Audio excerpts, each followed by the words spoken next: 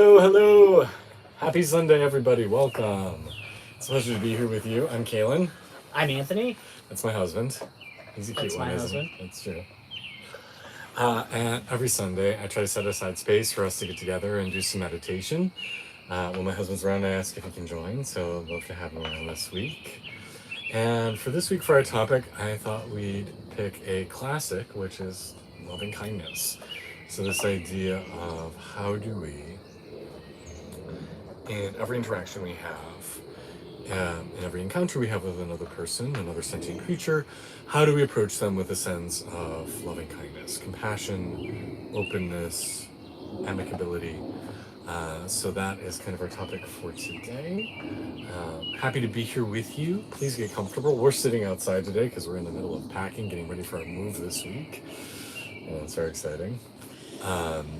So yeah, sit on the floor, sit on a chair, lay down, do whatever makes you feel good. We've got our dogs around, so they'll probably just pop in at some point. So please get comfortable. It's nice to be here with you. So take a deep breath. Let everything go. Remind yourself that there's nowhere else you need to be right now. Just allow yourself to be here, be now.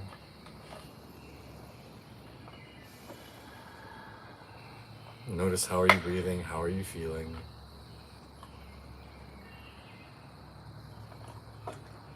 Feel your face relax, your jaw relax, your chest, your belly.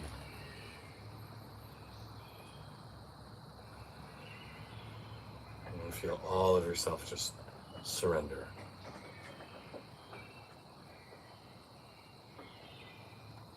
I often like to remind myself every time I come to my meditation seat or my yoga mat that this is really a special time, because it's a time where we don't have to be responsible for anyone else or anything else. There's no bosses, no kids, no coworkers, no parents, no friends. It's just time for ourselves. So really appreciate how special it is to have some time just dedicated to your own well-being and your own personal growth.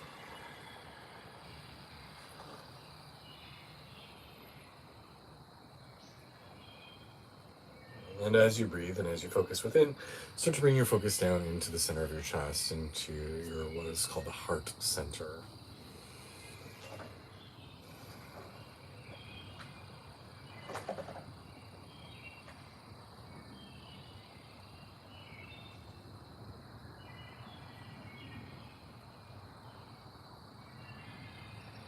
Now, the heart center is described as being a place of love, a place of compassion, a place of heartfelt connection. When you see somebody that you love, you feel that in your heart. When you see somebody that you have missed, you feel that in your heart. When somebody breaks your heart, right? And then they make you feel sad, disappointed, we feel that here too.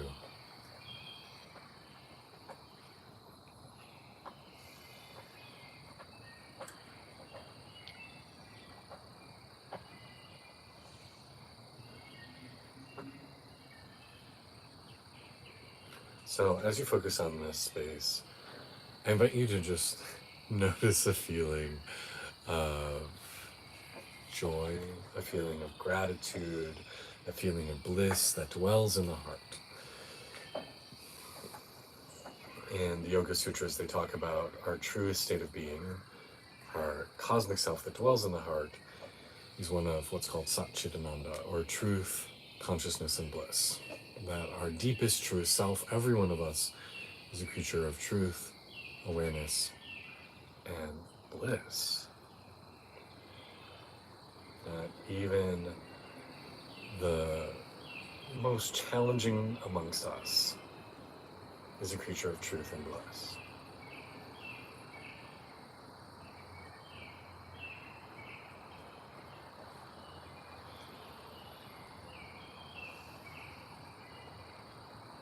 So can you connect with that joy that is eternally within?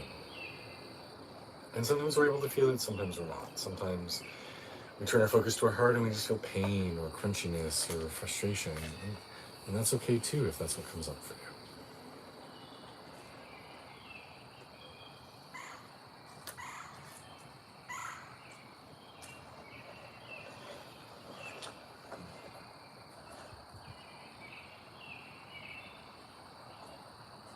But beneath all that is a state of unending joy.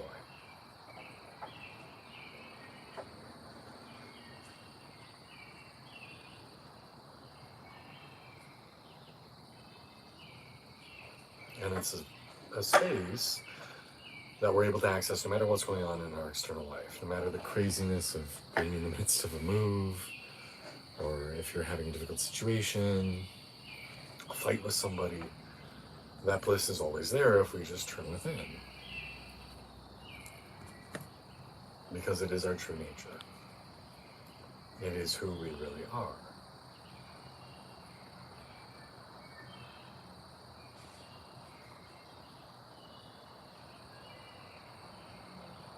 I've said this many times on this YouTube channel, but we are all manifestations of the divine. Every one of us. Each of us is an aspect of consciousness, the universe, God energy, whatever you want to call it, that has taken physical form. And so everybody is also bliss, is also joy, is also truth. Even murderers, even people that we would never want to associate with, they too are made of bliss. They too are God incarnate. And so when we're able to experience that, when we're able to tap into that feeling within us and recognize it in another person,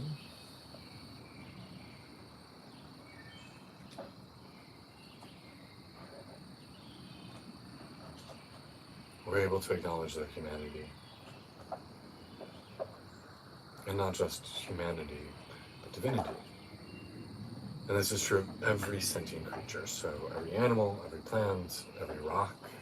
If you think of the natural world as being a living creature, which most cultures do,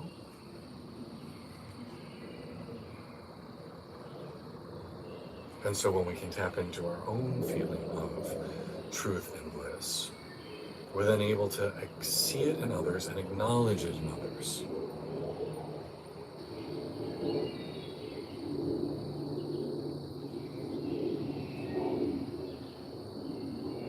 And now, if you've ever been in a yoga class, traditionally it ends with the gesture of namaste. Namaste means the truth, the bliss, the light in me bows to the truth, the bliss, and light in you. Inside we are one. And so when we are able to root into this, when we're able to really feel it and be aware of it, we can approach every entity, every being, every person, every creature that we meet as being an aspect of the divine, and we can greet them with love. We can greet them with compassion. And especially in the times in which we live right now, where people are so divided and so angry and so vengeful and so righteous, to simply say, I acknowledge the divinity in you, I acknowledge the God within you, I acknowledge the truth within you, even if I completely disagree with you and your choices. It makes the world a much kinder place to be. So imagine what it would be like if, when we watch these, really horrific political rallies and events happening, if instead of people saying these others, my opponents, the people that are against me, are monsters or demons or horrible, what if instead they said, I disagree with them, but they're also human, they're also worthy of love and respect?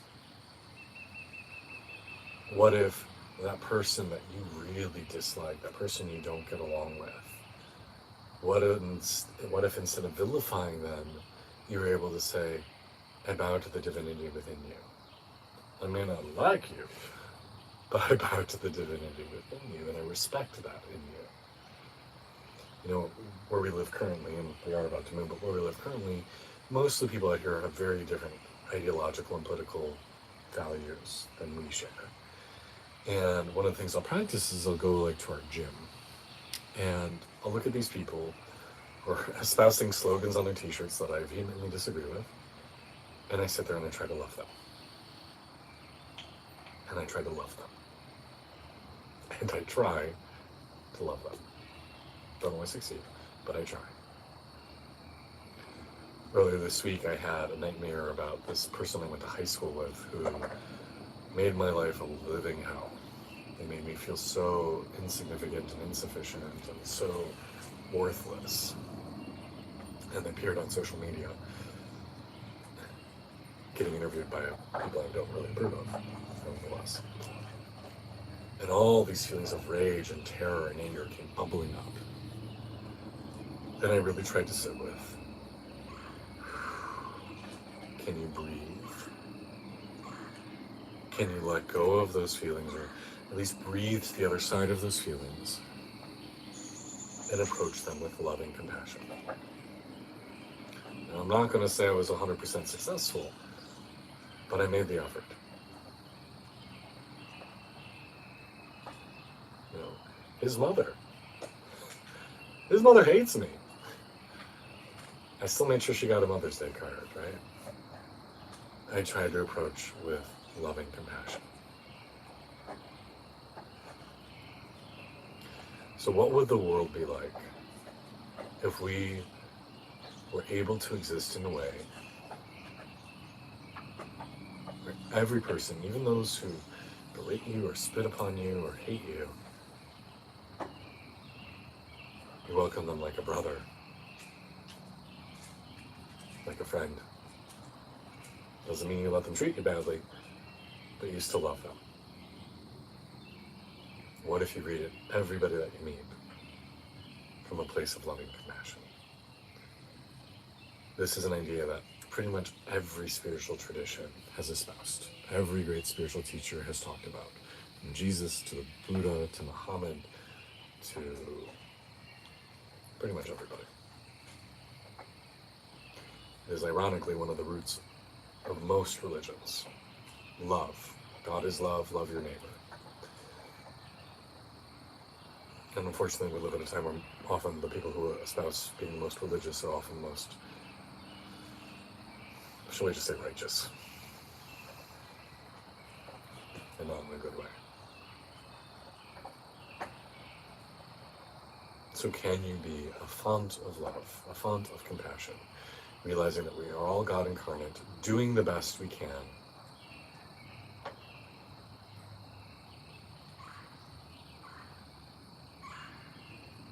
doing our best at being human.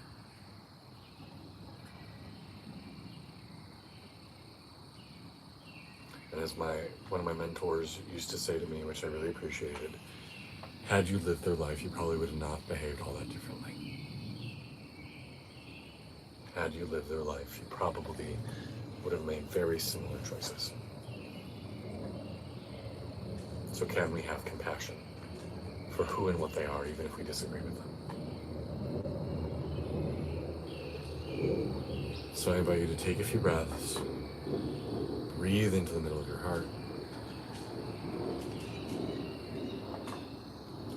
and maybe bring to mind somebody who you love. Let's start with somebody. Think of somebody you love and care for, and notice that feeling of loving compassion that arises.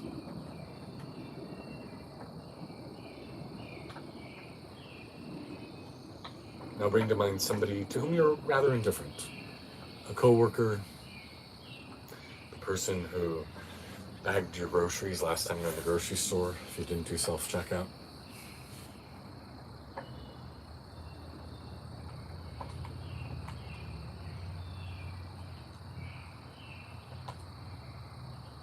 Now a harder one. Bring to mind somebody who is an enemy and bless them.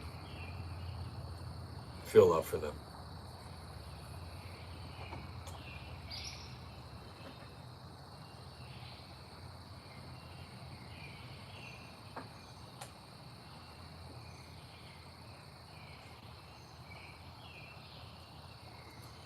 In certain indigenous American traditions, they talk about our enemies being the third guests, the third people we should always invite to bless. And that blessing our enemies is a very important spiritual skill.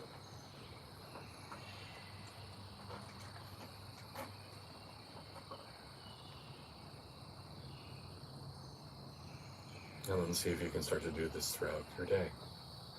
That everyone you meet, everyone you encounter, everyone you know, you send them love. You send them blessings. Whether they deserve it or not, doesn't matter. You just love. You just love.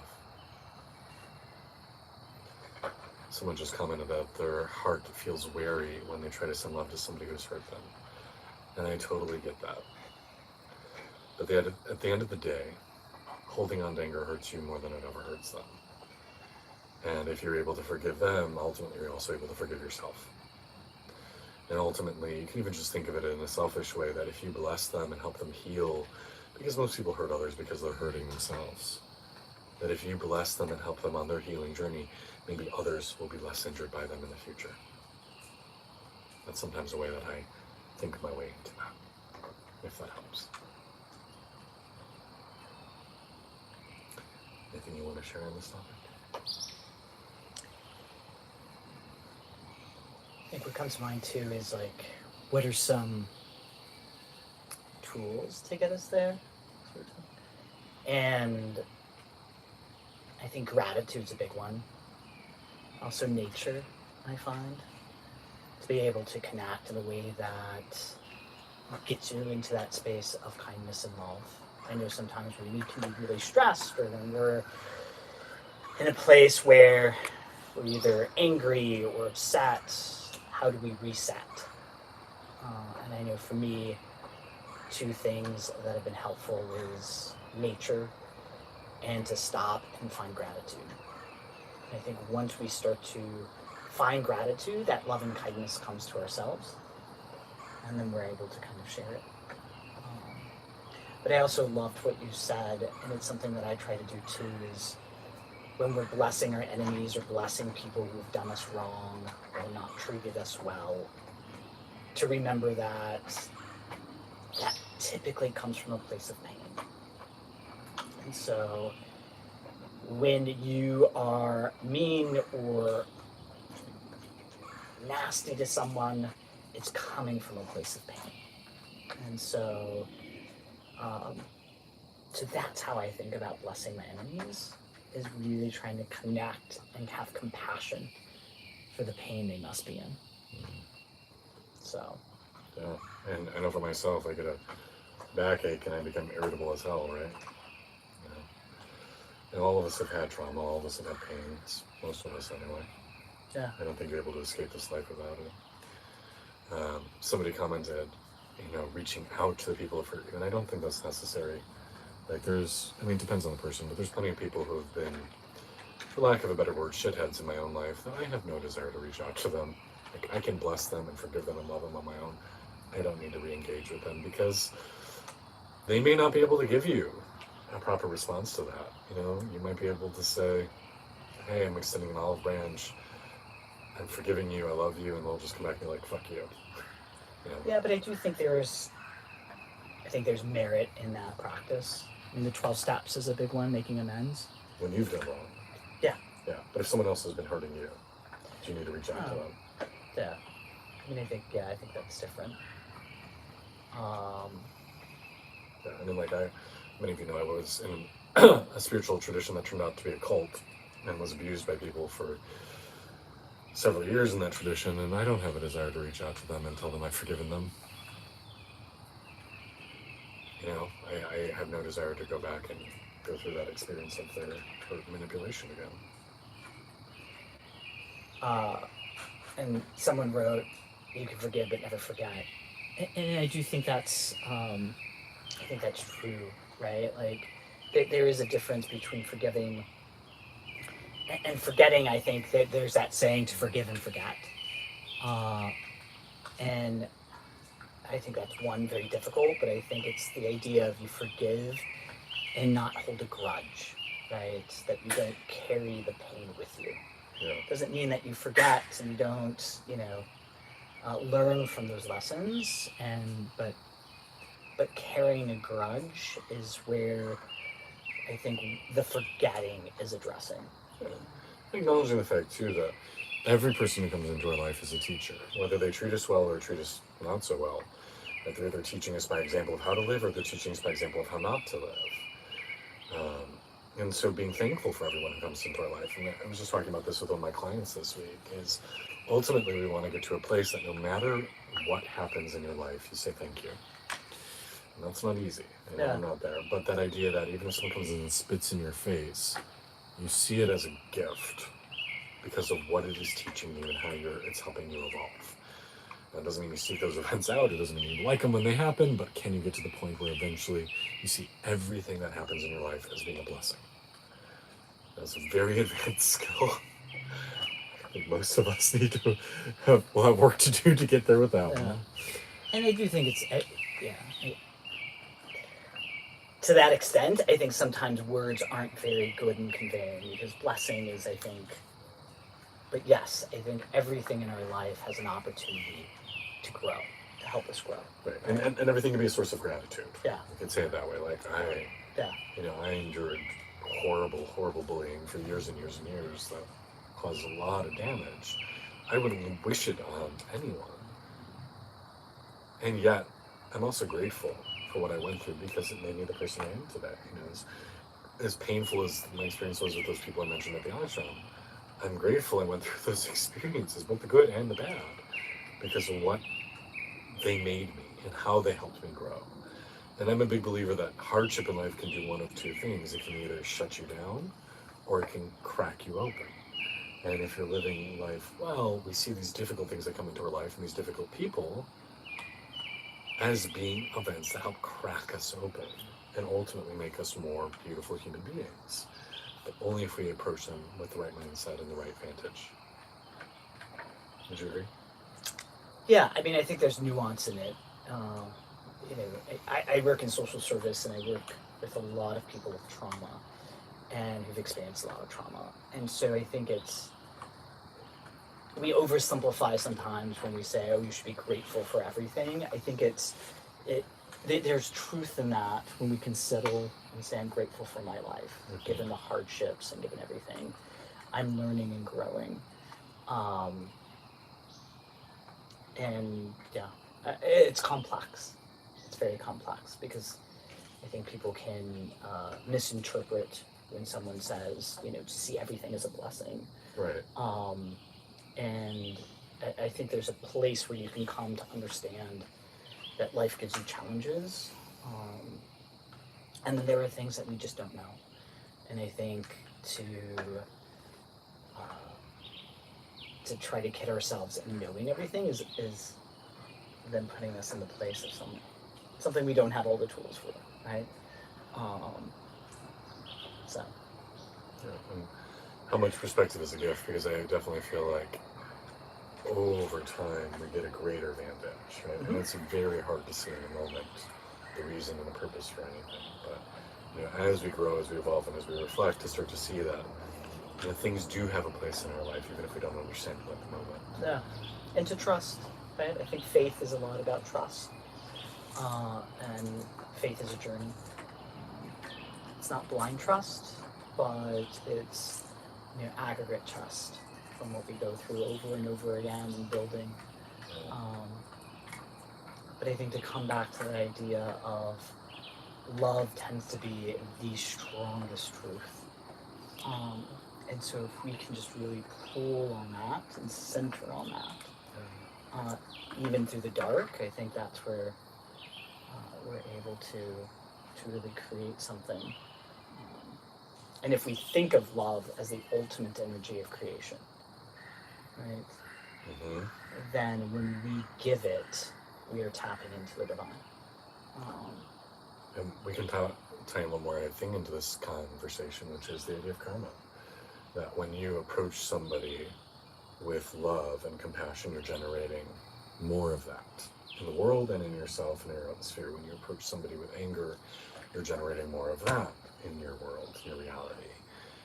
And then when we explore the idea of karma, ultimately we take responsibility that every single thing that occurs into your life is due to your previous actions, your previous thoughts, your previous behavior. And so to not be a victim, not feel like, oh, woe is me, all these things are happening to me, but to say, I created this reality, and I can create a new reality by changing what I say, what I do, and what I think, how I behave. And I know for myself, when I was younger, I felt very victimized. I felt very much like the world has treated me poorly. And as I started to embrace the idea of karma, and that everything is due to my previous actions, I am responsible for the life I'm living, it ultimately made me feel much more empowered, because then it wasn't, I'm a victim, the world has hurt me, but I'm a co-creator in this reality, and if I don't like it, I can change my behavior, I can change my mind, I can change what I do and what I say, and create a new reality over time. But you have to, but you have to believe in karma and understand karma for that to make any sense. So, anything else you wanted to add? No, thank you. So let's take a couple more deep breaths. We've covered a lot of big topics today. Place a hand on your chest or both hands on your chest. Feel that sense of love, feel that sense of gratitude. Feel grateful for the teachers who have come into your life, teaching you either how to behave better or how not to behave better. Thank the universe for the life that you have, because no matter what life you're living, there are blessings.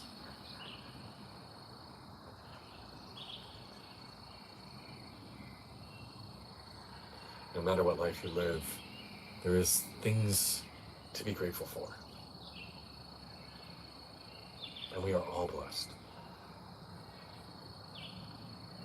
We are all blessed.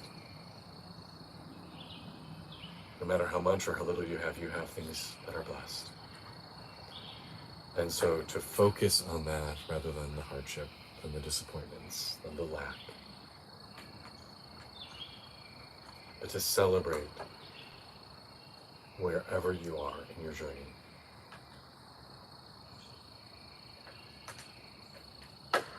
And when you can feel that, when you can feel the blessings in your life, it's a lot easier to be kind and loving to other people. Thank you so much for joining us today for this little discussion and meditation on loving kindness. It's easy to be loving and kind to this creature. Thank you. If you ever have any questions, don't hesitate to reach out. I try to respond to people as best as I'm able. If there are any requests for any specific video topics or meditation topics, please feel free to suggest them. I'm not sure if I will have an edited video this week because we're moving and it is going to be crazy, but if I can, I will. Thank you for all your loving support. It's such an honor to just share space and time with you. I often say time is one of your most precious resources, and the fact that you chose to spend a few minutes of your busy life to join us for some meditation is deeply appreciated. So thank you so much. Any parting words? No, thank you. Spread love and kindness. Yes. Be blessed, be well, be whole, be healthy, be kind. Go with grace, go with dignity, go with love, go with God, go with whoever you want to go with. And be well. And happy Mother's Day. Well. Yeah, happy Mother's Day to all the mothers out there. Yes, and those who show motherly love. It's true. In Vajrayana Buddhism, they use this idea that we have all, through previous lives, been each other's mothers. That we've all had so many incarnations, that we've all been each other's mom at some point, and so treating every person we meet as if they were a sacred mother, an incarnation of the divine, is a really lovely way to live. So love your mom, love someone else's mom, love a person you meet on the street as if they were the divine mother. Jai Ma. Thank you all so much. Love and blessings to you all. Hi, Kitty. Good night, all.